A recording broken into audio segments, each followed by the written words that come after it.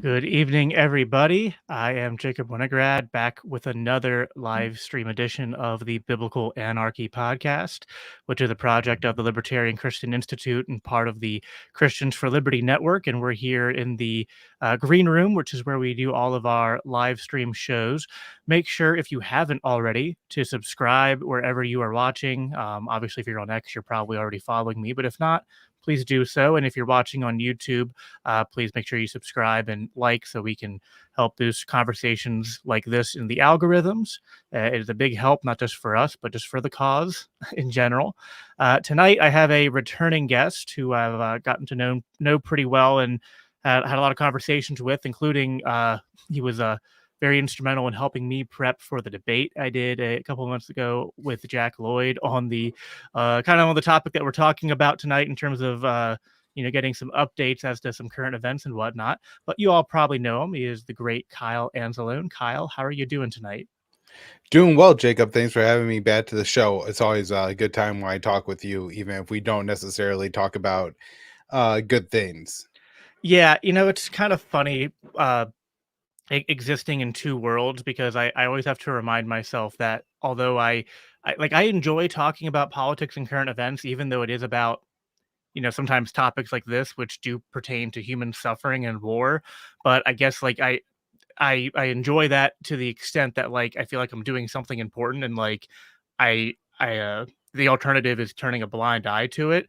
But not everyone shares that same enthusiasm, and there's certainly barriers sometimes when you're family, coworkers, church members, and whatnot.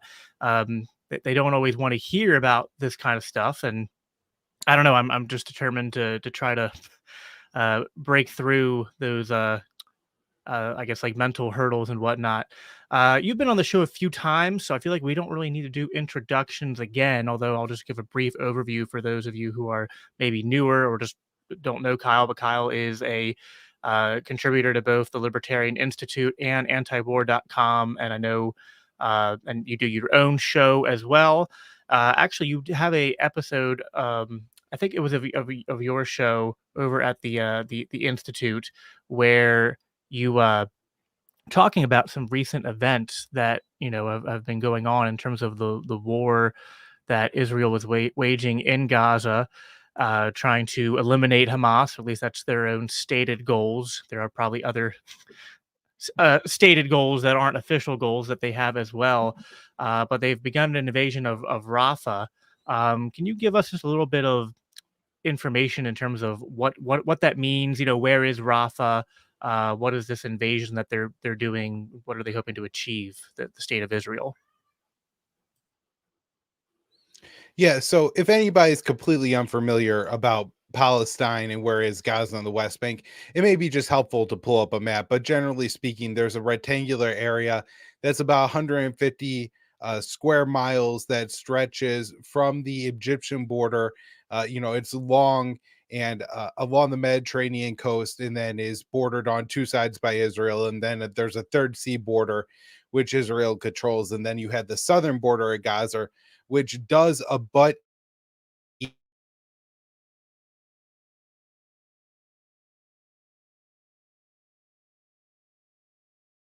all right, sorry, my video late for a minute, but it looks like we're good. Yeah. So anything that crosses that border, Egypt allows Israel to have inspections over. And so it's not as if that fourth border there isn't controlled by Egypt in the sense that you would imagine. They allow Israel to have any control over what ends up entering Gaza. So starting from the north and going south, Israel has essentially worked its way down the strip and destroyed everything along the way. And this isn't just what's being reported from the Palestinians, it's what's being documented to have occurred from satellite imagery. There's been some pretty good articles in the Washington Post, Guardian, New York Times about the level of destruction. I mean, Jacob, we're just talking about here comparing one image to the next, right?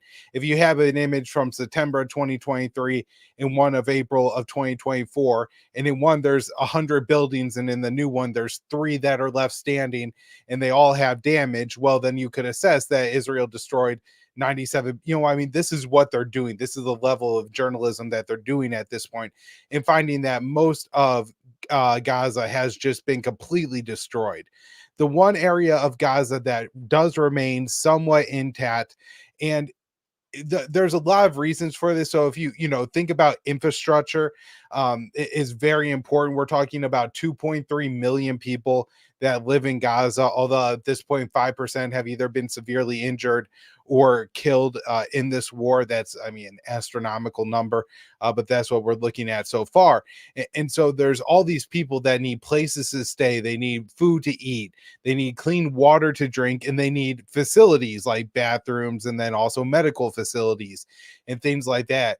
And Rafah is the only place that exists at all right now in Gaza. We've had the head of USAID, Samantha Power, and Cindy McCain, who's the head of the UN World Food Program, and the widow of John McCain. So by no means no war hawk. And what they both said is that there's a famine occurring in the northern half of the Gaza Strip where there is no infrastructure. So Israel says right now that their plan is just to take the border crossing, not to actually take the entire city of Rafah and destroy the entire city of Rafah, although they are destroying a lot of infrastructure in Rafah already. And what aid groups are warning is that once you displace the Palestinians from Rafah, you know, maybe Israel won't kill more than 5,000-10,000 people in that actual battle, but they're going to be condemning hundreds of thousands, if not millions of people to death, because there's going to be no way to get them food, medical care, and the other kind of things that they need in order to survive. They're going to be at best stuck in tent cities, essentially in the middle of the desert. Yeah, and I for those listening back to the audio, you won't be able to appreciate it, but I figured for the live stream and video users, I just pulled up a map of Gaza that I found uh just to kind of give a point of reference for this, because understanding the geography is really half of really half the battle in terms of understanding what's going on in international politics. I remember when I first started getting into this, I would literally listen to Scott Horton and just have, because it's hard to keep up with all this stuff, but I would have pictures of the Middle East, and I would have it even like for like different years to kind of like represent different uh times in the history, and would sort of like write on the map like, okay, this is what's going on at this point. It really helps to contextualize this, because sometimes we tend to, you know, we don't have a point of reference. We'll kind of imagine these different things going on, or just sort of like random isolated events, and not part of sort of a uh, you know, sort of a greater tapestry of international events that are going on, that America's foreign policy is, of course, caught up in.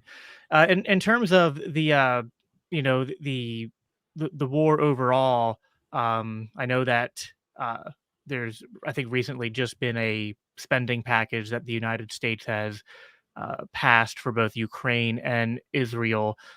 Is this sort of, I guess, part of what is uh, contributing to, looks like Israel is maybe like trying to do some kind of surge, and trying to like double down on their efforts there? I mean, is it possible that, I guess it's speculation, but is it possible? I wonder if you know, imagine where Israel is not the United States of America's greatest ally, quote unquote, and we didn't send this you know, these billions of dollars to them, and weapons and whatnot. Would they be undergoing, you know, these current operations, and trying to escalate things? I wonder. What are your thoughts?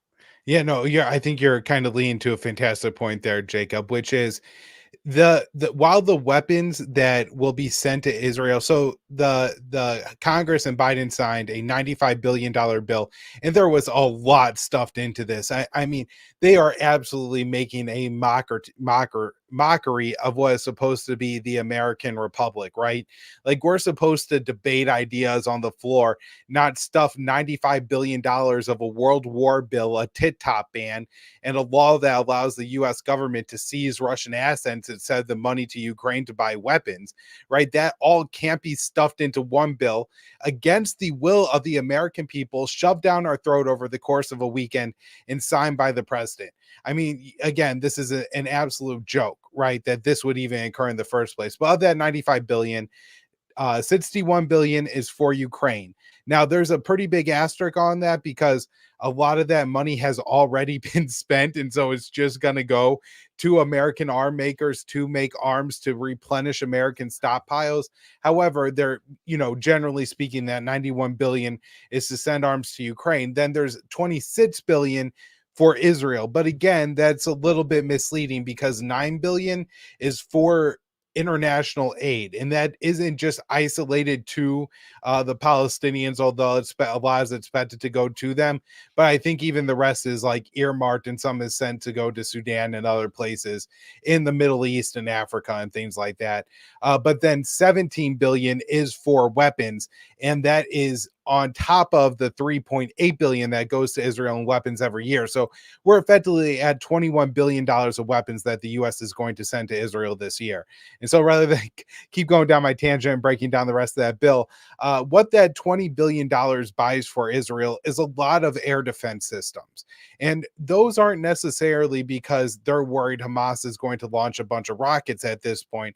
They're worried that if they go too far, that if they really do try to kick all the Palestinians out and short of that, kill them in Gaza, then Hezbollah, Iran, or some other group in the Middle East is going to launch a major attack on Israel, and they need a lot of weapons to repel that assault. So I think that's what that $20 billion is kind of buying Israel. Although they are using a lot of American weapons in Gaza, I'm sure a lot of those weapons have already been there. They're also using a lot of inexpensive dumb bombs in Gaza with high dud rates. Because they've bought them from like Eastern European countries and things like that over the years. Because quite frankly, for the Israelis in Gaza, it really doesn't matter who they kill so much as long as they're killing people. The Israelis have used this AI program. Well, two of them. One is called the Gospel, and that identifies buildings to target, essentially signature targets, things that this program says, hey, the activity around this building is so suspicious that we deem it a Hamas threat. We're going to attack it. A second one is called Lavender. And what this does is it basically gives everyone in Gaza, all the men, a social credit score. And if their social credit score drops so low and they're deemed a member of Hamas, then they're put onto a kill list. And as a part of that kill list, rather than trying to target these men as they're out in the field fighting Israeli troops, or at least on their way to work, they wait until they get home. That way they could drop a large dumb bomb on the house that's inexpensive, rather than using some kind of guided munition that you have to be careful with. And so this is, this is what the U.S. is selling to Israel here. Isn't necessarily the bombs that they're using to wreak havoc in Gaza, although they are to some extent. But I think it's really about the air defenses to repel a future Iranian, Hezbollah, Shia militia, some attack from some Muslim country that's upset with what's going on with the Palestinians. Yeah, a question that might be worth pondering. I don't know if we've covered this too much in previous conversations that we've had, but I know people like to talk about Israel, and they'll bring out their own map and they'll be like, look at this, is the entire Arab world, and they'll have it like a random color, let's say like it's orange, and then they'll be like, then like, what's that little blue speck? Oh, that's Israel. And so they try to paint this picture that like Israel is, surrounded by a bunch of hostile nation states and enemies that want them dead, and so they have to live in this existence of constantly fighting to protect themselves. And while I guess there are geographic Can I address realities. that just from where we are right there? Yeah, sure. Right, because the problem is this is so misleading, because the real question is, who the hell are the Palestinians? Right? The Israelis go, well, look at all these Arabs around. Okay, but who are the Palestinians? Oh, they're the indigenous people of Israel, right? And so the problem with Israel isn't that it's a Jewish state. It's that it's a Jewish state, but the majority of the population, the people that live within the borders that Israel claims, are not Jewish. And so what do you have to do to that population to have a Jewish state where, as Netanyahu, the prime minister of Israel, said, Israel is not a state of all of its citizens. It is a Jewish state, right? Like, there are people in Israel who the Israeli government doesn't care if they have rights or not. right? That is not their priority. That's not their concern, right? Their concern is the flourishment of the Jewish people. And so for them, the Arabs are quite frankly an obstacle. They would like to have a democracy, right? But you can't have a democracy if the majority of people in your Jewish state aren't Jewish. And so this means that a lot of those people live in Gaza, 2.3 million, or I think 3 million or so in the West Bank, essentially don't have a right to vote. They don't have a say over the security force over their head. And that's a real problem here. Isn't that there's a Jewish state that all the Muslims just hate? It's that the Jewish state is on land that a whole bunch of non-Jews live on. And so what are we going to do with those people? And so far, the Israeli position has just been oppression and occupation and trying to force them all out. Yeah, no, that's certainly a valid point to raise to the ledger. I think part of that talking point is also used to sort of justify why Israel might be particularly aggressive in its military operations. But I think there's a lot of other than the important historical context that you bring to it, which I also know. I mean, there are good arguments to be made that, like I first heard this from Scott, but I've also heard other historians and others study this.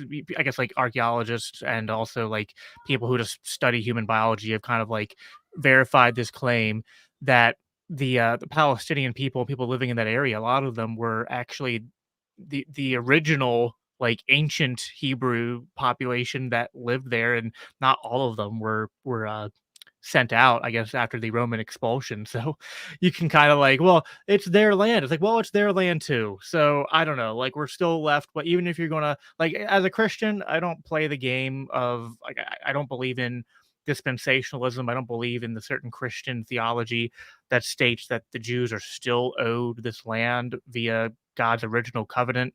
That's a whole other thing, which I've done separate episodes on. People can check those out. But like, even if that was a valid claim, well, then both groups have an equally valid claim But that's in the not the worst case case, right? scenario. Only one of these groups is actually invoking their religion for their property rights. The other side is invoking their family. This is my grandfather's house, right? This is my family's olive grove, right? That's what it is. Their family has lived there for generations. And so you know Oh who is yeah, well, it's actually right. I guess like using God here to justify their religious claims. Now certainly the land of Palestine is important to the Muslim faith. Like the third most holy site in Islam is in Jerusalem, the Al-Aqsa Mosque and things like that. Like, right, there is a religious connection to the land.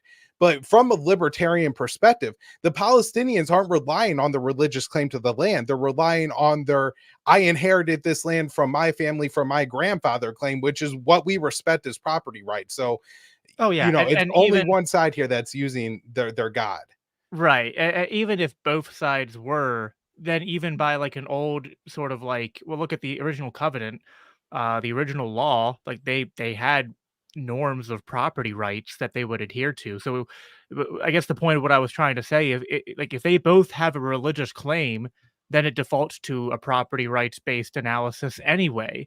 And they would only have a right to be in the land, not a right to use violence against innocent people and property owners who were already there.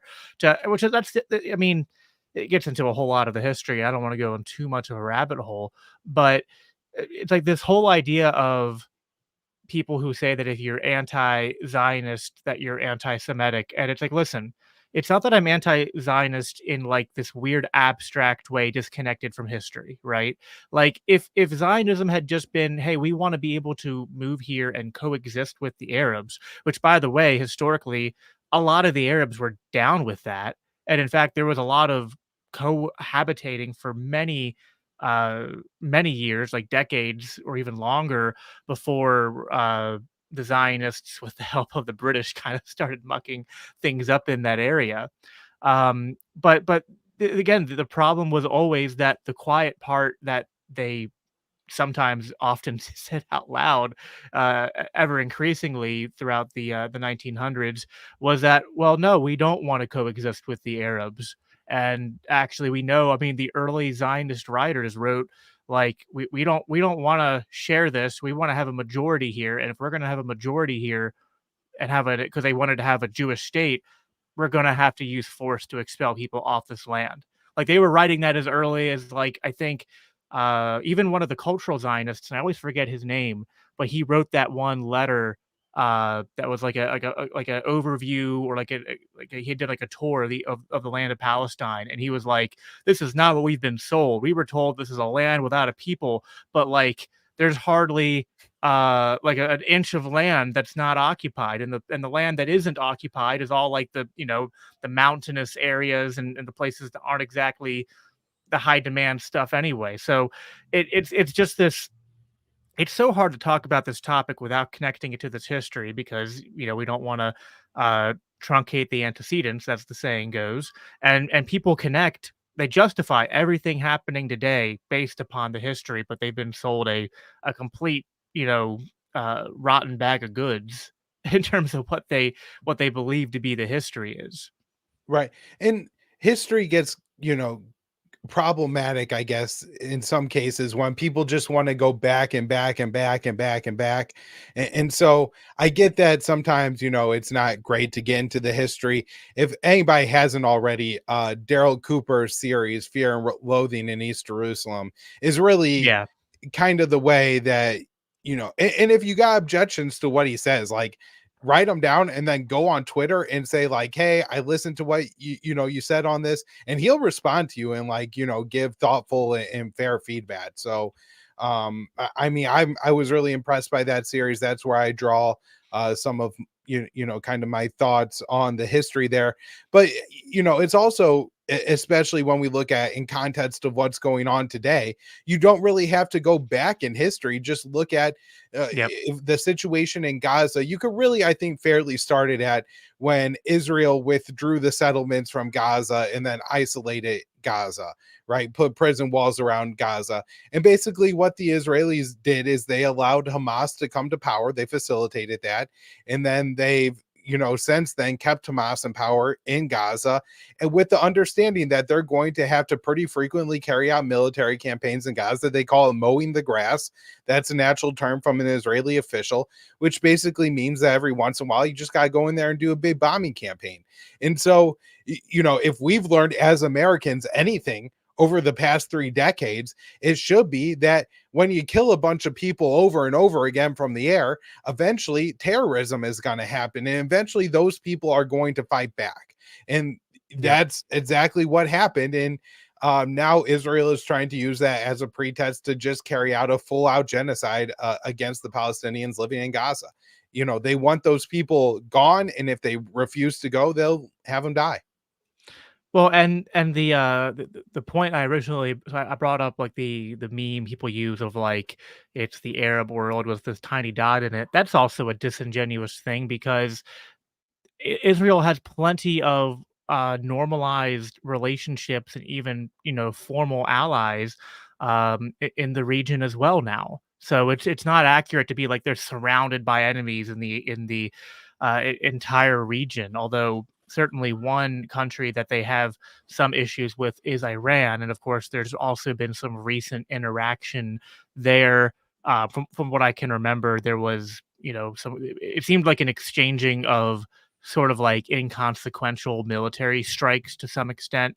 Can you break down a little bit of what happened there, and what uh, Iran's role is in sort of the broader conflict? Because I know some people try to paint Iran as being sort of like the boogeyman behind the scenes. That's like they're arming Hamas and arming Hezbollah and basically trying to wage a proxy war with Israel. Their entire goal is to wipe Israel off the map. I mean, this is what you hear, but what is the truth about this matter in your eyes? Yeah, so where this really kicked off, so Israel has been carrying out a pretty ruthless war in Gaza for the past 7 months now. But tensions with Iran really didn't spike until Israel carried out an assassination of an Iranian general in an Iranian consulate building in Damascus. So, a diplomatic building, something that is recognized under international law as sovereign Iranian territory in the capital city of Syria, was killed by an Israeli strike, along with I think at least 15 other people, 6 of them being Iranian officials and 9 just being civilians. So, think about this. Like if an American embassy in Europe somewhere was bombed by some country, the US would probably respond by bombing the country that bombed the embassy, right? Like that wouldn't be surprising to anyone. That might be ill-advised for some reason, but that's the case. So everybody's expecting a major response from Iran after that. And before Iran carried out their attack, they let Turkey know, who is a NATO ally, Saudi Arabia, and other US allies in the Middle East. They let them know what they plan to do. And then, what was it, maybe on the 14th or something? I don't have the date right in front of me. Iran launched a pretty major missile barrage, 300 missiles, apparently some cruise missiles, drones were launched against Israel. Now, this attack was done in waves. And so what they did is they sent slow loitering drones that were said to arrive in Israel to carry out their attack at the same time that faster cruise missiles and ballistic missiles that were launched hours later were. And so for hours over the Middle East, the US and the UK and Jordan, which is quite significant here, were shooting down these drones headed to Israel. Now, I think it's pretty clear that Iran didn't want this attack to succeed in the sense of causing a lot of damage in Israel, right? Or else they wouldn't have telegraphed it so much. And they also probably would have used more munitions, right? This was, while a major attack and while launching 300 missiles at Israel sounds significant, Iran has hundreds of thousands of missiles. And so if they really wanted to do damage, I think they would have launched a lot more. However, some of the missiles did end up hitting their targets, particularly at Israeli air bases, and at least one of them houses the F-35s, and those were apparently used in the Israeli attack on the Iranian consulate. And so Iran is able to kind of tie their attack to what they're responding to from Israel. And so I think from the Iranian position, it was a very calculated move to try to avoid escalation. And so I guess now I'll explain why this happened all the way it did. And so we're in this really crazy position in the Middle East, I think, where Iran and Israel basically have something like the US Soviet relationship during the Cold War, mutually assured destruction. Iran, through its own missile arsenal, as well as the missile arsenal held by Hezbollah and Lebanon, basically have the ability maybe not to wipe out Israel in like one fell swoop, like what you would see with a nuclear weapon, but could certainly probably cause most of the Israeli people to flee the country just by peppering the country with missile strikes over and over again, if not doing so much damage that like financially, like Israel just can't keep up with it. And so that's mutually assured destruction on one side. And of course, Israel has nuclear weapons on the other side. And so Israel and Iran can't fight a direct war with each other. And so why would they even be attacking each other in the first place? Because Israel knows America could fight a war with Iran for them. And that's what Israel is trying to get to happen. They don't want to fight Iran. They want America to fight Iran because America could destroy Iran before Iran destroys Israel. Yeah, I mean, that makes sense. And there's certainly I love there's that. certainly Yeah, that sounds about right. Israel's yeah. trying to get the US to destroy Iran for it. That's Well, a there's typical day in America. I'm asking these questions that I half know the answer to because I've read a lot of this. I mean, this has been going on for a while. I mean, Iran has been sort of like, if you look at the sort of the original neocons of the 90s, and those who were like part of the project for the new American century, those who eventually ended up on uh, George Bush Jr.'s presidential staff. I mean, when they wrote lists of like countries that they wanted to do regime change in, and Iran was kind of like kind of like the the The final crown, boss. You know what I right? mean? And That they wanted to do.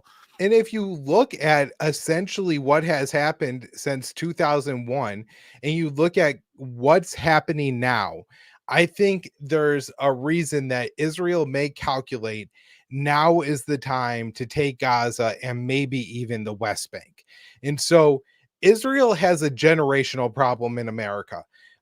My political positions are typically not very popular among my peers, but actually the one that is this particular one. Like millennials in general take the side of the Palestinians against the Israelis. They understand, they've seen all the videos on social media. We don't rely on the corporate news to consume our media. And so we don't believe that the protests at college campuses are just like pro Hamas rallies and absurd things like this, right? And so that's a problem for Israel. Additionally, its enemies in the region will never be weaker. Syria can't even reclaim its own territory. Libya is still in shambles. Sudan is in the middle of a civil war. Iraq is a political basket case thanks to America. Yemen is still in the middle of a civil war. And like the best attack the Houthis can muster is the occasional ballistic missile lobbed at Israel or some Israeli linked ship in the Red Sea. And Iran is constrained by America. And so at this particular point in time, Israel essentially has all of its enemies covered.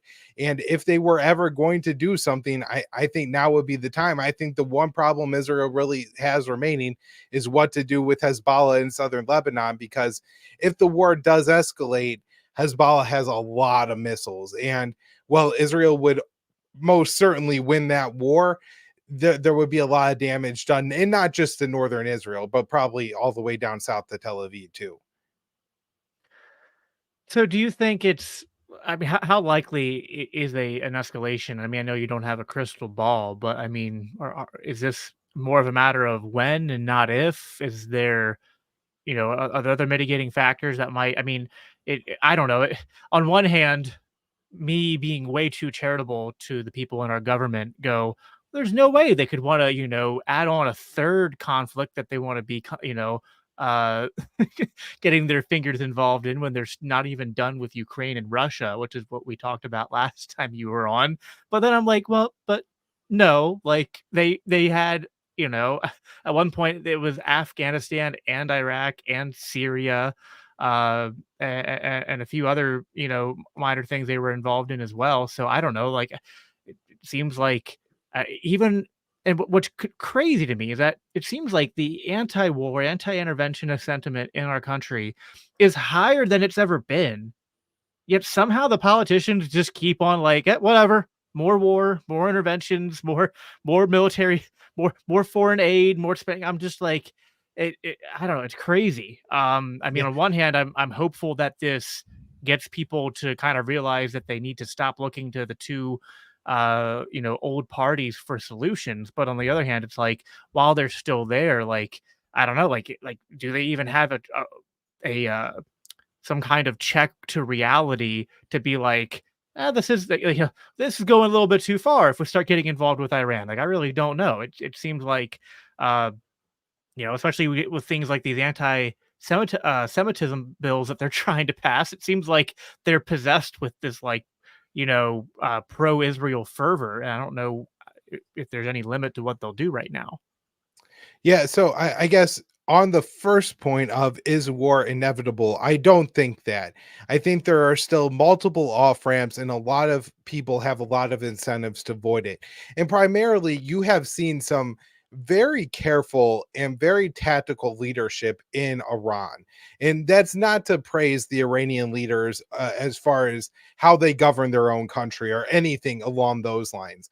However, in this case, and in the response to the assassination of Qasem Soleimani, Iran was able to take unprecedented steps in response to an unprecedented assassination but without causing another major escalation on the other end. And so that's, in that sense, these were very tactical, very well thought out. And it also shows that one of Iran's major goals is not to have a major war with Israel. And so I think this is something that we see both in Iran and in Lebanon. And it's something that if the American people really understood, I think could really change our viewpoint and how we look at the Middle East. And also a lot of other countries around the world. I think this applies to North Korea as well, where the Ayatollahs, Nasrallah, the leader of Hezbollah, they are not looking to be suicidal terrorists who just ultimate goal is to wipe out the Jews. And if only they could get a little bit more power, they would act on that goal. Their goal is to govern their people. And if you are potentially going to war with a country that, and especially for the Iranians, where your enemy is willing to use nuclear weapons, you cannot govern if you start getting nuked, right? They're going to devastate your country. They're going to destroy your entire society. Persia, which has existed forever, will be wiped out by Israel if they start not dropping a bunch of nuclear bombs and turn Iran into a complete and utter wasteland. And the Ayatollahs recognize this. And so they don't want that to happen. These are rational actors. That's a really important thing to recognize here. And so, Jacob, I just think it's so important to say that war isn't inevitable. And then on the other side, all the incentives, I think, for Israel are to try to go to war here. The disincentive, I think, has to lie in the White House. And eventually, God, I hope somebody crats Joe Biden on this. But I mean, he has been Israel's man in Washington for 50 years. He is the man who fundamentally believes his father taught him that if Israel didn't exist, America would have to invent it. He says that you don't have to be a Jew to be a Zionist, referring to himself. Like, even Donald Trump is maybe not as much of a committed Zionist as Joe Biden is. And there's a lot of competition between our three major candidates, Biden, Trump, and RFK Jr., as far as who's the bigger Zionist here. However, one of them, I think if Trump was in office, the liberal screeching about this may have actually caused him in October to tell the Israelis, look, you can obliterate northern Gaza, but you stop there, right? And that's like a red line that I think the Israelis will have followed. So I don't think things would have been as bad under Trump, but eventually maybe. I'm really hoping that Biden tells Netanyahu, look, enough. I cannot get reelected with 1 million children starving to death in Gaza. You have to stop. You have to let the aid in. But I don't, at the same time, it's hard to see Biden changing his mind. So maybe this war is inevitable, Jacob. Now, on the other point you're making, I think when history looks back at the year, probably from about 2016 on, we're going to be really looking, maybe even before, maybe 2001, even a post-constitutional America, but is getting pretty cartoonish at this point. They're passing laws that ban social media sites because of quote foreign interference that's never actually happened, that they can't even prove. They're passing laws that say it's anti-Semitic, and then in the examples of what it means, you can't say things that are anti-Semitic, and then the examples of what things and what are things that are anti-Semitic, it's saying Israel doesn't have a right to exist, which, look, they're conflating, Jews with Zionism there, but they say you can't, saying anything about Zionism is just an attack on the Jews. But they go as far to say that if you say the Jews killed Jesus, then that's also anti-Semitic. Yeah.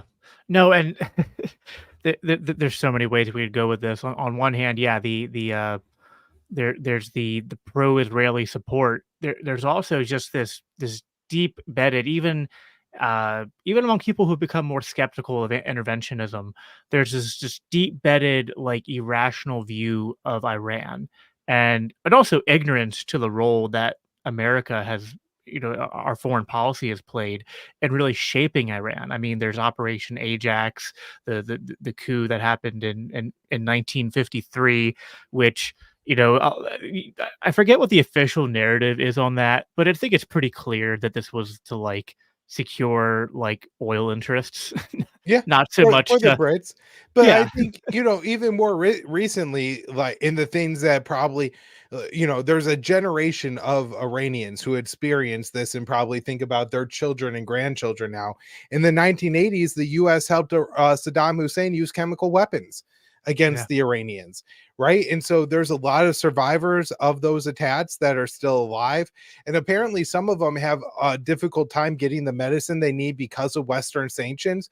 Imagine how effective that propaganda is to rally the Iranian people to hate America, is the fact that your grandpa can't get the medicine that he needs to live for an ailment that was caused by a US backed chemical war against your country. And now 30 years later, the Americans are sanctioning you and preventing that, right? Like if your friend said that was happening to you, you would hate the country that was doing that to his grandpa, right? Like it's not surprising that a lot of Iranians do not like America at this point. Yeah. Well, and this just gets into the whole when the Bin Laden letter was circulating around. I forget, that was a couple months ago. I did an episode on it and tried to talk to as many people as I could, like in my church and family, about it while it was still uh you know like peaking in the news, because that letter, actually, when I read it in high school, I was probably like a junior in high school. That's what really like disillusioned me and kind of introduced me to sort of the anti-war perspective, because you just you know going from "they hate us for our freedom" to "no, we hate you because you've been over here for uh the better part of a half century or more, contributing to the deaths of our children, and occupying us and overthrowing our leaders and whatnot." And there's something I don't know how to best break this programming, but there's this weird thing, like when you hear people like I use Ben Shapiro as a sort of like foil a lot, because he's sort of like what a lot of non-leftists of my generation will look to Ben Shapiro as, kind of like a kind of a mainstream voice on the right. And he's constantly trying to make these arguments for interventionism, but they're always like they're so American centric. And what's wrong about that to me is like, well, is what makes something good or not good so simple as to or so justified through a lens of, does it benefit America? And then, like, benefit America in what way? Like, benefit America, like, financially, benefit us in terms of our safety. It doesn't seem to me that any of the things that we've done over the last uh half century or more have actually done anything to make America more safe. Now he'll make the argument, well, they make our allies more safe, and then we don't have to go fight wars for our allies. I'm like, well, okay, let's grant you that for 1 second here. Why are we committing ourselves to go fight wars for allies halfway across the world? Like, what happened to, like, if you want to talk about like the history of America, like, we were warned by like our founding fathers, don't enter into entangling military alliances. And so someone like Ben Shapiro, he's trying to argue for like this American sort of like justification, but actually that's sort of a guise, right? It's kind of like the Scooby-Doo meme. It's like, is it America first? Nope, it's global imperialism when you pull the mask off. And that's what Ben Shapiro is arguing for, essentially. It's not for like, hey, this is what's best for America in terms of Americans here at home. It's like, no, this is what benefits like this globalist machine that people like Ben Shapiro, I think, are ultimately, whether it's intentionally or just being a youthful idiot, he's like controlled opposition for it. Yeah, and there's, I guess, a couple of different points that you could make to refute him there. One is it really hasn't benefited Americans. It doesn't benefit me, you, our neighbors, our family, or anything like that. If you're, a member of Congress, if you're somebody at a think tank in Washington, D.C., if you're somebody like Ben Shapiro who has been making money off of writing articles about how much you hate the Palestinians since you were 18 years old, then yeah, like this policy like has worked for you. It has enriched your life. Like it's good for America in the sense it's good for you and you're an American. but it isn't good for the rest of us. It hasn't helped the rest of us. It doesn't make any of us more safe. It doesn't make any of us richer. Does, sending another 100 billion of our dollars to Ukraine, Israel, and Taiwan do anything to really help any of us? No, absolutely not. And that's, been the case about the military industrial complex in the US for decades and decades. Is it doesn't benefit us. Now it has the reins of a lot of power and a lot of control, though. And so, these little problems like Ben Shapiro just have so much control. And you bring up the letter to Osama bin Laden there. TikTok was banned largely because the content on TikTok was too pro-Palestinian. So this was, thought to be an anti-China move. And when members of Congress got up there and talked about why they wanted to ban TikTok, they said, oh, China's going to use it for malign influence, which they've never proved has actually ever happened in any way. But the other thing that actually was going on, and this was talked about in the Wall Street Journal, Mitt Romney recently admitted it, and the author of the bill, Representative Mike Gallagher, have all said that the reason it got so much momentum and so much it passed right now was because the negative content for Israel was so bad on TikTok. Anthony Blinken, our Secretary of State, said Israel was losing the PR war because of TikTok. And so this is why, and he said that in response to Romney's remarks, saying that TikTok was banned because of the content related to the Israel-Palestine war. And so this is pretty clear about how much control the military industrial complex and, their associates in the Israel lobby and such have control over our government, over the system, and really what content we're allowed to access. I mean, I think in 6-8 months here, they're going to at least try to ban TikTok. Yeah, I've been following that. I wonder how easy it is to enforce that. But on another note, just to keep it on Ben Shapiro for a second, another thing that came to my mind in what you were saying there is I was trying to find this quote. He said once in an interview, he's being asked about like if he views him, you know, uh, himself more as an American or if he has more loyalty to Israel. And what he said was, the existence of the state of Israel is the single greatest guarantor of my loyalty to United States. Because frankly, if Israel exists, that means the United States is going to be a more welcoming place for me because Israel is there as a backstop in case anything should go wrong. So it's just like, again, another thing. It's like it just kind of cutting away at like these loyalties, and there's been so much drama, right? In Well, the last according to the new law, Jacob, this conversation right here is illegal oh, I know, because yeah. suggesting that somebody might have more loyalty to Israel than the United States, Oh, even it's if they for such explicitly state that they have a loyalty to another country over the United States, is still considered anti-Semitic and therefore illegal.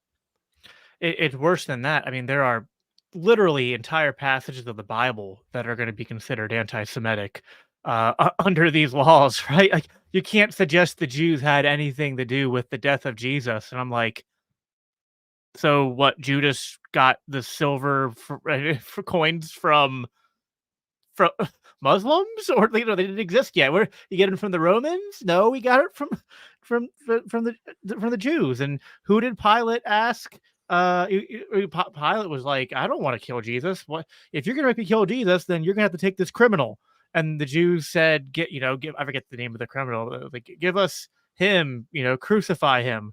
So I mean, I think it is true the Romans are the one who executed the demand of the people, but it wasn't like the Romans were going around like, oh, this Jesus guy, we got to take care of him. No, the Jews took him to the Romans and were like, kill him.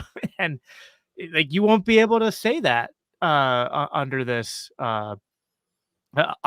legislation, amongst other things. It's just crazy. But I guess I don't know. I've become numb to it to some extent. I mean, I saw what Candace Owens went through, and it's not that Candace Owens is like this perfect libertarian, but uh, they'll go after you and find any little thing you do or say, and they'll find the one thing that like you weren't super careful with how you phrased it, or like the one tweet that you liked that you didn't read the whole way, and then use that as the basis for like, these wild claims like Candace Owens thinks that Jews drink Christian blood because she liked a tweet where someone made a joke at the end of a it's just this crazy stuff. All for all it Candace doesn't really go as far as you or I would go in terms of, you know, critiquing Israel and this conflict. She just basically was saying, I think it's tragic what's happening to the Palestinians, even if what's happening, happened on October 7th was bad. Um, yeah, I Well, think it's isn't it, go ahead. it was so interesting to me to see the right react in the way they did to this, because you did wonder that after 2016 and what had happened to Trump is maybe they legitimately learned a lesson.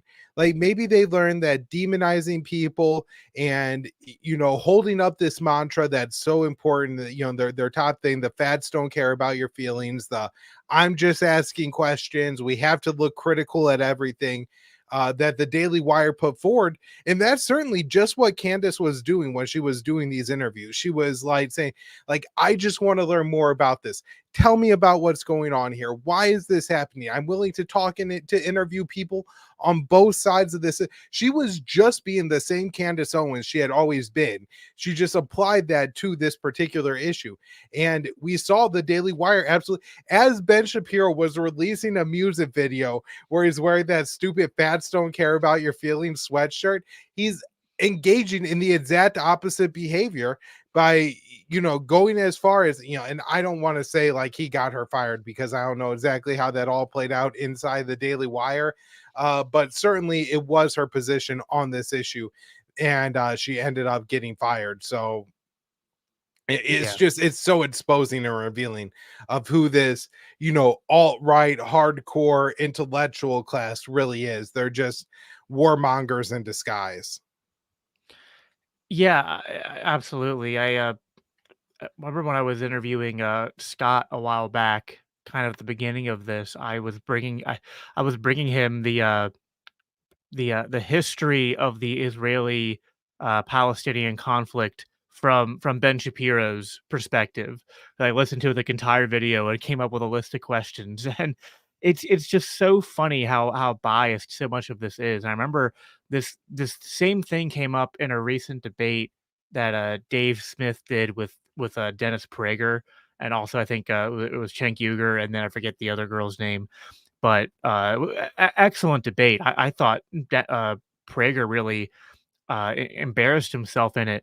But at one point, they were talking about the the Oslo Accords and how that fell apart. And Dave brilliantly pushed on this point because you know they never want to admit that there's violence or extremism on their side, right? I mean, I think anyone that's honest, like when you and I were prepping for my debate with Jack, it's like I didn't go in there like some people do and try to defend Hamas or try to take some kind of nuanced position there. I was like, listen, I have one consistent standard, and that same standard that condemns Hamas condemns the IDF. One could say it maybe condemns the IDF more, but the point is, I'm not providing cover for either of them. Um, but uh, that's not just in this current conflict. I mean, you go back through history, like people will just bring things up and act like history started then. That's what they always do. So when they talk about like the second Intifada, they act like there was nothing that led up to that. They act like uh, they accept the official narrative about Camp David 2000. They don't know that Bill Clinton threw was it Asser uh Arafat? Arafat. Arafat, yeah, under the bus. They also don't know the history about like how the Oslo Accords fell apart, which, if I'm remembering correctly, it was uh, a radical Zionist Jew who participated in the assassination of the prime minister that was involved in that. But in Ben Shapiro's history of the events, he just skips over that. You know what I mean? Because that doesn't fit his narrative. It's like, oh, the Jews have always just been like these peaceful people who always just been trying to deal peacefully with the Palestinians. They've never been, I guess you can't if you're gonna make that argument, you can't bring up a disgruntled Zionist assassinating a pro peace, pro two state solution prime minister. I forget what his name was, but anyway, I just find it interesting that like it doesn't matter. And like once people realize that there's propaganda going on today, I just like, okay, now just realize that it doesn't just apply to today. That applies to like all of the entire history. You got to go back and start, you know, peeling back the official, rubber stamped, uh, seal of approval label in our American history books, and see that there's a lot of propaganda at play. Yeah.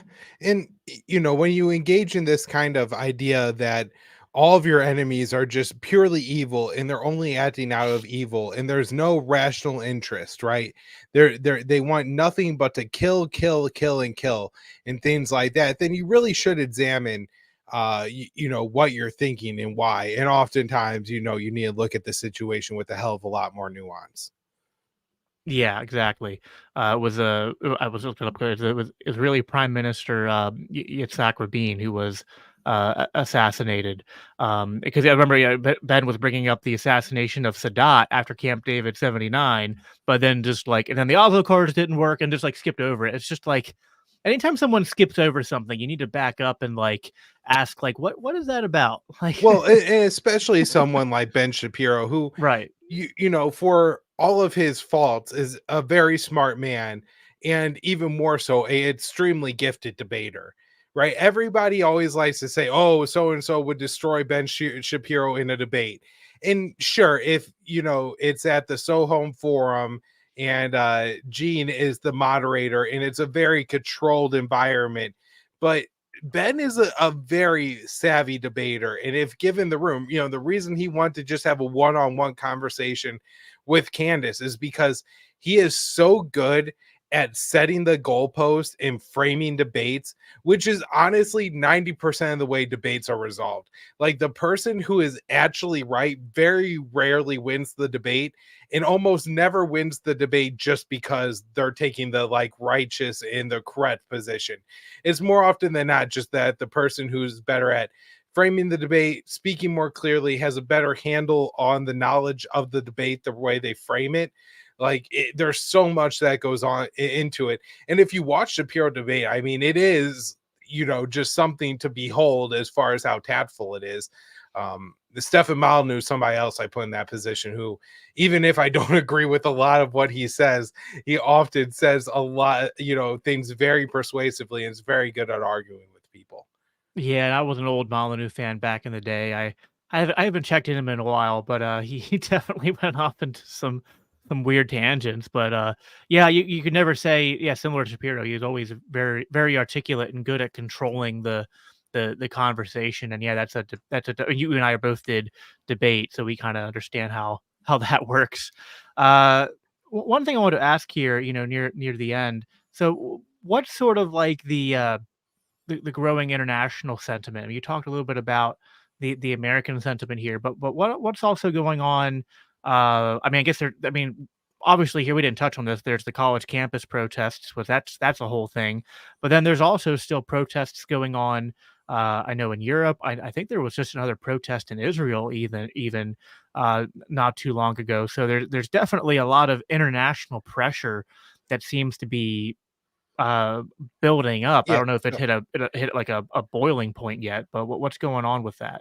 And just I guess want to say the protest movement in Israel is really not about whether or not to wage the war on Gaza. It's to what degree to wage the war, and if the priority should be waging the war and destroy Gaza, or freeing the hostages first. But there's almost no real matter of degree of opinion in Israel. It's overwhelming. Over 2/3 of the public supports eradicating Hamas, which essentially means destroying all the infrastructure of Gaza, is essentially what Israel is going to do Which I in don't even know how can need you of do that that goal. and say you want to rescue the hostages? Like I just, and I know they have, like, I know the military has a Hannibal doctrine. So I don't know if that's like a cultural thing. If they're just like, whatever, if we can't save them, we'll just kill them. But it's just crazy to me. I mean, I don't know if it's a cultural thing or not. I think that the Israeli government sees freeing the hostages as almost a problem at this point, because it would take away at least their pretext with the Americans to keep waging the war. And the Israelis, at least outwardly, have adopted the position that the only way to get the hostage deal done at this point is to bomb Hamas into agreeing to a hostage deal that's a complete surrender without any guarantees that the war is going to one day end. So that's kind of the Israeli position here. But even the Atlantic has admitted there's no degree of like range of opinion within the Israeli public about the current war going on in Gaza. They're all for it.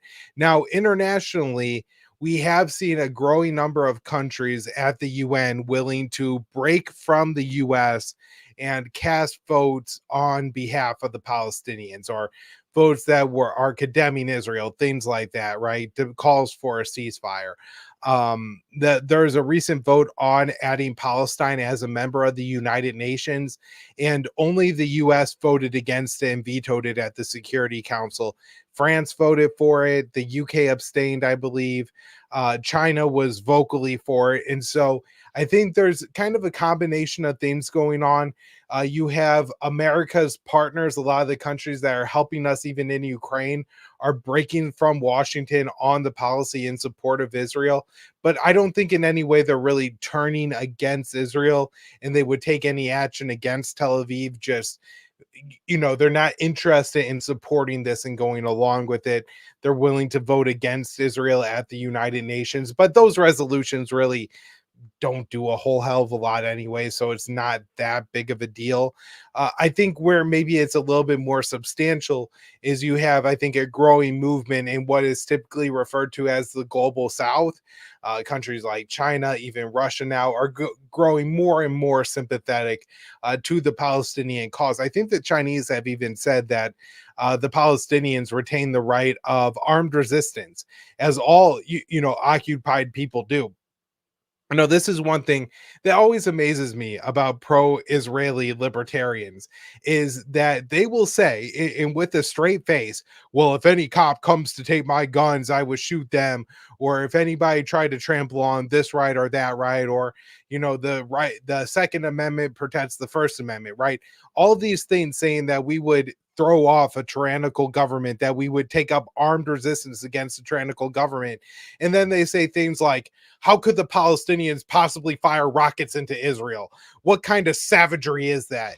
And it's like, these are oppressed people doing the thing that you said you would do if you were oppressed. Oh, the Palestinians fire unguided rockets. Well, that's all they have to fight back with. So that's what they're firing at Israel. Right. And I think the problem is people don't realize what it is like to grow up in Gaza.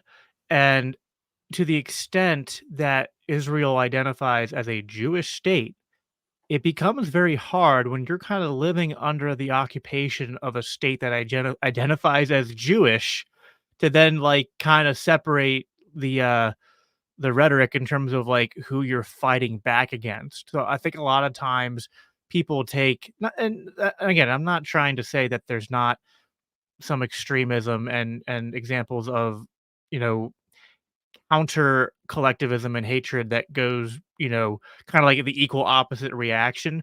Like that definitely exists, but I also think to some extent a lot of the just kind of like the people living there who aren't maybe part of Hamas, but like they'll do the polls, be like, well, do you support Hamas? And like to them, they're probably not even thinking about it a very nuanced way. They're just like, I don't know, like we live under occupation. I don't support Israel, so I guess I kind of like. It's hard to say what their exact motivation is, but in terms of, like, when people will get quotes of people living in Palestine and or, like, polls be like, "Do you hate the Jewish people, or do you think it's right to fight?" Just, like, different things that are kind of, like, misleading because the people there are not exactly, like, to them, like, you gotta put yourself in their shoes. I love you referenced the Daryl Cooper series, the, Modern Made, and, I just love that question he always asks. He always, like, says it, and he's, like, super serious tone. He's like, "What would you do?" And, like, you people need to ask themselves about, like, not just in history, but, like, today. Like, put yourselves in the actual minds, in the actual living conditions of the Palestinian people. Like, they didn't just like, they're not like dropped into this as adults. They're raised in this. Like over half of the population, at least before this war started.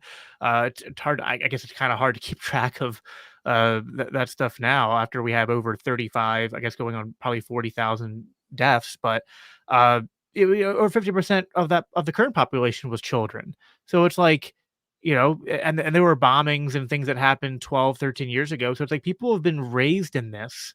And the violence that's being put upon them, the living conditions that are being put upon them, the travel restrictions, all of it comes from a group that calls himself Israel and a exclusive Jewish state. So I think to some extent it's like you have to put part of the blame on this on the fact that that the Jewish people and Zionism have created this sort of exclusivist Jewish state and have sort of mingled Jewish identity into their national identity. And then like it's just like they do that, then they cry foul like, "Oh, why are you angry at Jews?" It's like, well, you're doing this sort of in the name of your Jewish identity. So you're kind of like you're playing identity politics in the worst way, and then you don't like the cultural blowback. Right. And I mean, you could imagine like a white person in the 1850s or something going to like a black person, like, why do you blame all white people? I don't Right. own slaves. It's like, yeah, okay. But from the perspective of the black person, like, who owns his family? White people. Right. What government could make sure that slavery remains, that they remain property and not people? The white government of America, right? Like, that's the way that's pretty understandable. And so in the case of Israel, it's even more obvious because they actually have a Jewish nation state law. Their prime minister actually said Israel is a nation for the Jews. And so they're just more explicit about. But I really hate they this is really something disturbing that Ben Shapiro and others do. They'll say, oh, so and so percentage of Palestinians support Hamas, and so that means they're all terrorists, and they all, right? Like, somehow if a polling agency finds 50% or 60% or what percentage of Palestinians had to support Hamas, at which point you could carry out an indiscriminate bombing campaign. First of all, it doesn't matter. But secondly, if you like, how does that apply to Americans? 80% of Americans have faith in the American military. Our military has killed millions of people, right? Hamas killed 1,200 people on October 7th, right? That is a literal drop in the bucket of the blood America has spilled in the Middle East over the past 3 decades. And so what does that say about you if you love our military and yet you're condemning the Palestinian people to death for, supporting or telling some pollster that they support the armed group that, generally speaking, represents them, right? It's the armed group in control. It's a rally around the flag effect. I mean, the same is The armed group true with Israel, right? helped to fund and support and put in there in the first place as well.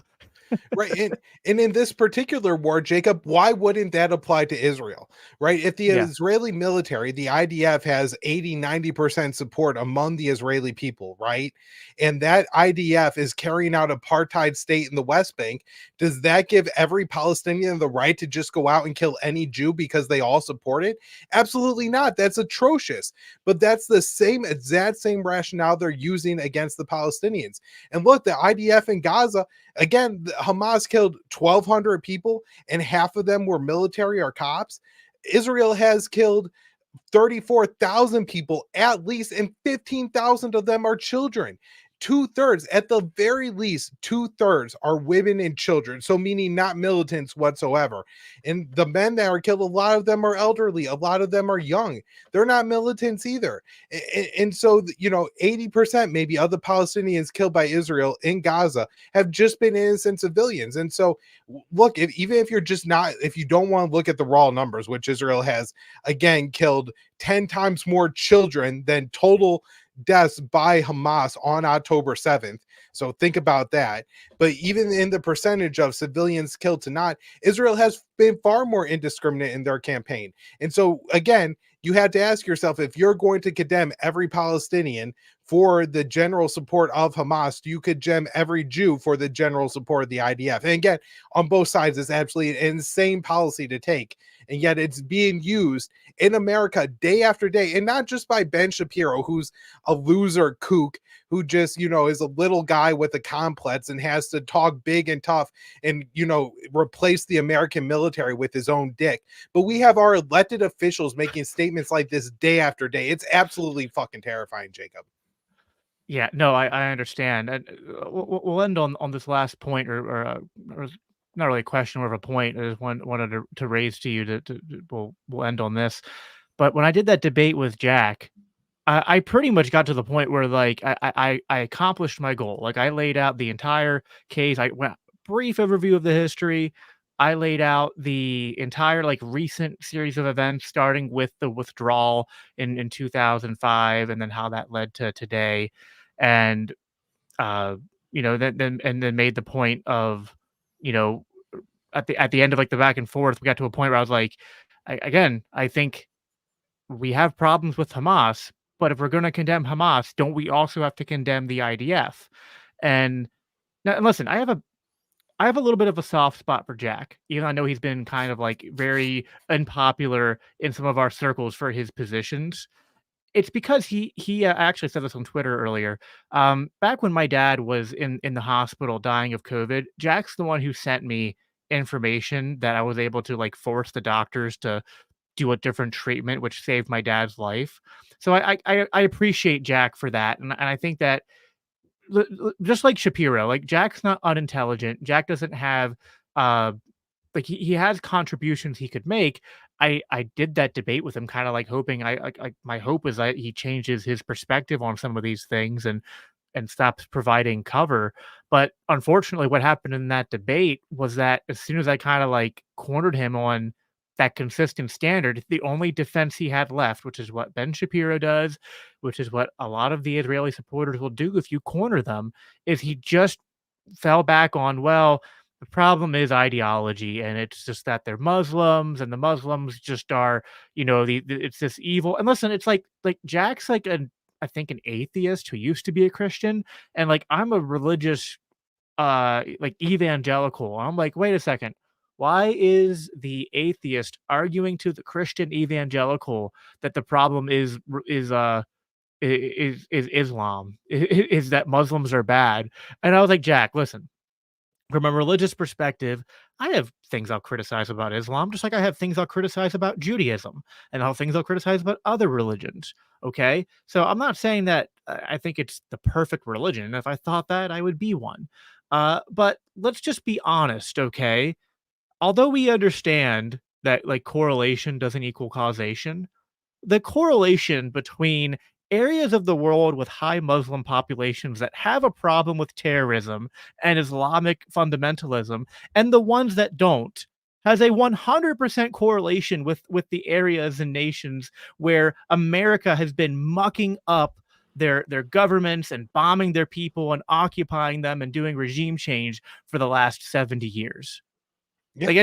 Like once the correlation hits pretty much 100%, which is basically what we see, it's damn near, impossible to say that's not causation, right?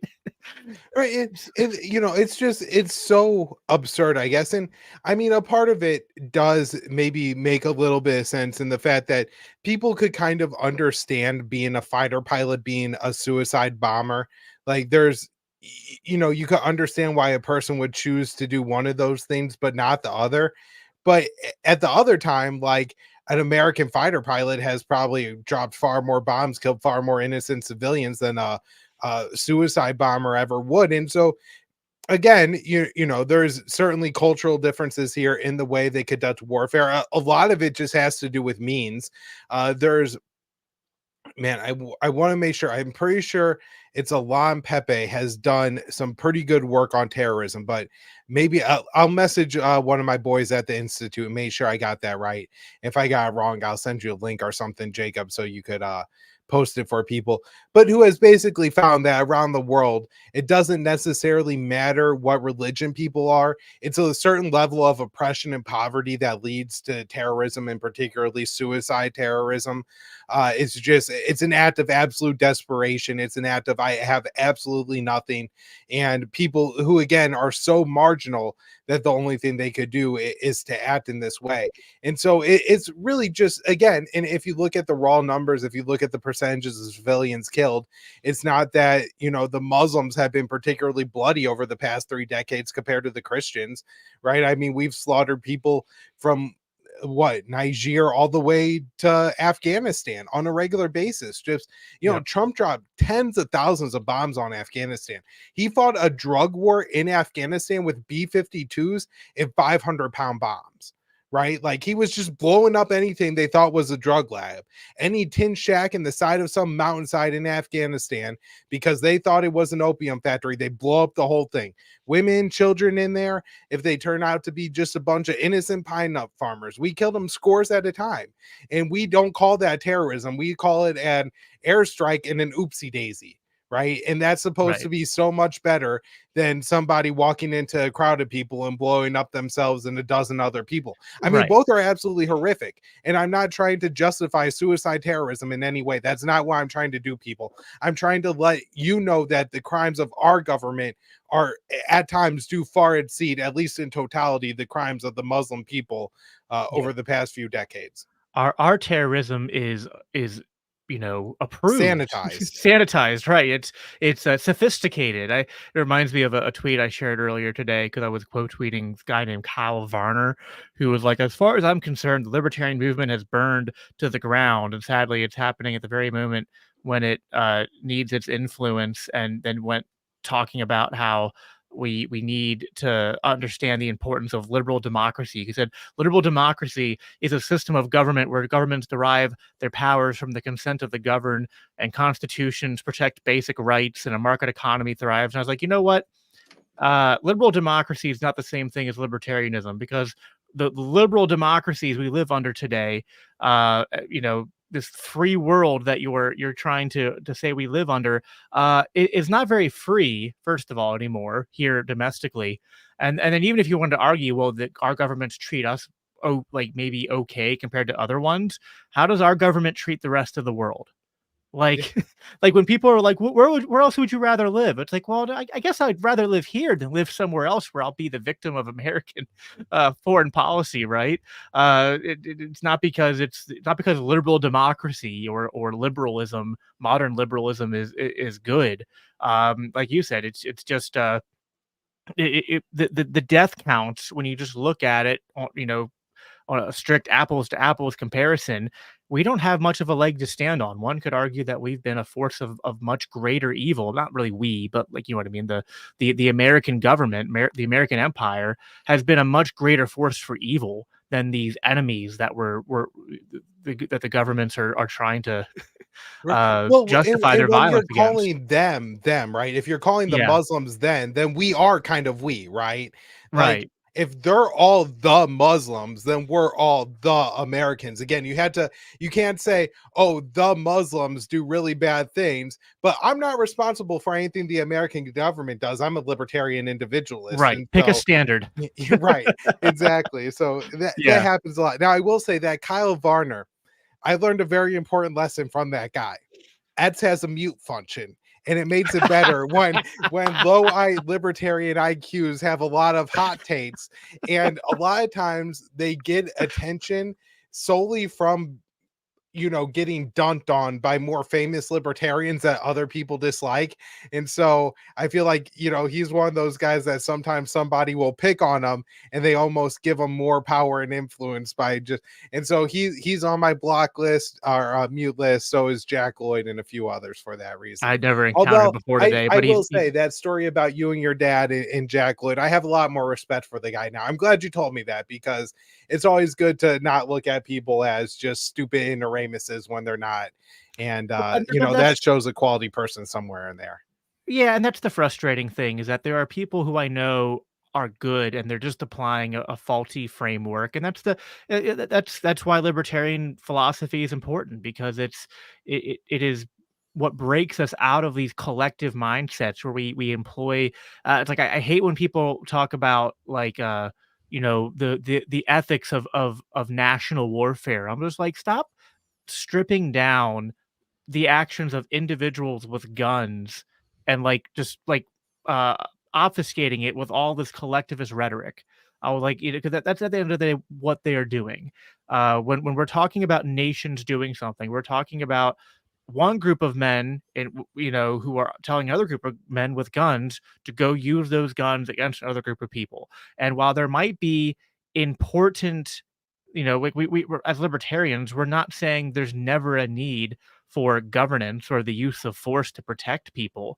What we are saying is that you can't initiate force. We're saying is that, and you can't, when states use, whether it's nationalism, whether it's globalism, whether it's any of these isms, when we're collectivizing people to the point where suddenly the rules of, I mean, I'll invoke just Christian language here because my audience is primarily Christian, but like when do not murder and do not steal suddenly don't apply because the person's wearing a badge, or because the person that you want to murder or steal from is part of another group, you've lost the plot. You've lost the plot when it comes to morality and ethics. And so that's why I greatly appreciate your voice, Kyle, and the work that you and your fellow freedom fighters over there at the Libertarian Institute, antiwar.com do, because you guys are out there fighting the good fight, gathering all this information and making it easy for people to find out the facts on the ground of all these different conflicts, and to be able to push back against these different strains of collectivism. I'll give you the last word, and then go ahead and tell people where they can find you and your work and whatnot, and if there's anything exciting coming up. Yeah, I mean, right now it's just kind of the daily grind, writing articles pretty much every day. Sunday through Thursday, that's for the Libertarian Institute. Friday, sometimes Saturdays, you find me writing at antiwar.com. During the week at antiwar.com, I put together the viewpoint section of the website that includes a spotlight article. So definitely check that out. We, compile the best articles. We have a lot of the best articles on foreign policy now are really written and published at antiwar.com. That's something that I'm incredibly proud to be a part of.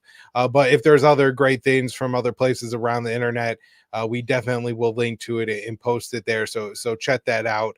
Daily at antiwar.com, we have Dave DeCamp in the news section, who just, it does a massive amount of work. He writes at a pace that I can't keep up with. So, check out antiwar.com every day, particularly the news section. And then I also host a show, Conflicts of Interest, where 3, 4, sometimes 5 days a week. It just depends on how patful the news is. I do a show talking about the latest news in foreign policy. I try to record it first thing when I wake up in the morning. Like, I'll skim over the headlines to make sure I didn't miss any breaking news the night before. So hopefully, if you're on your drive to work or something like that, you tune into Conflicts of Interest and kind of know what to expect, what's going on for the day around the world. Awesome. Yeah, everyone, please make sure you're subscribed to Kyle on social media, that you're checking out his work over there at the Institute and antiwar.com. It's a great resource. Wanted to quickly read, we had a super chat here at the end from Son of Clay, just saying thank you for having Kyle on. May God bless you both in your endeavors. Appreciate that, Son of Clay. Appreciate you all who have tuned in to watch. As always, until I talk, I will be live again.